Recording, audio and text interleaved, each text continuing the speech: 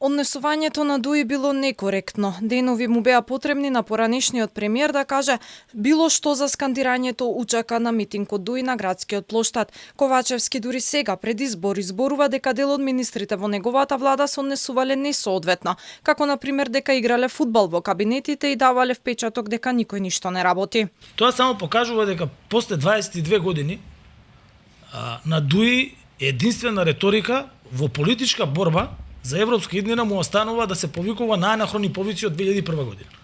Министерот за економија исто така работеше на намалување на инфлацијата. Тоа се гледа низ медиумите кои што прават. И одеднаш имате Артан игра фудбал у канцеларија.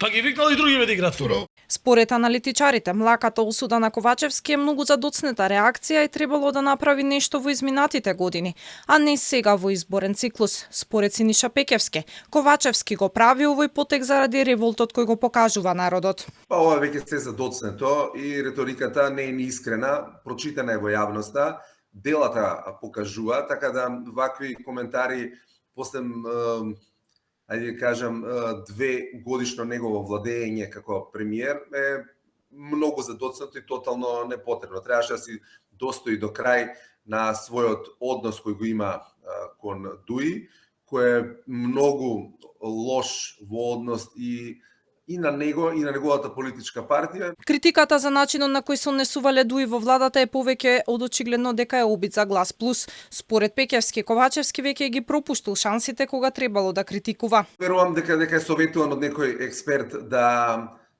ја ублажи таа реторика и да го каже своето мислење во кое не се согласува со настапот на Али Ахмети, но пак ќе кажам, се е тоа задоцнето, не е искрено и е во служба на вториот круг од претседателски избори и парламентарните. Додека Ковачевски со млаката реторика се обидува да прикаже некаква дистанца од Дуи, сите останати јасно се определија за влада во која нема да учествува партијата на Ахмети.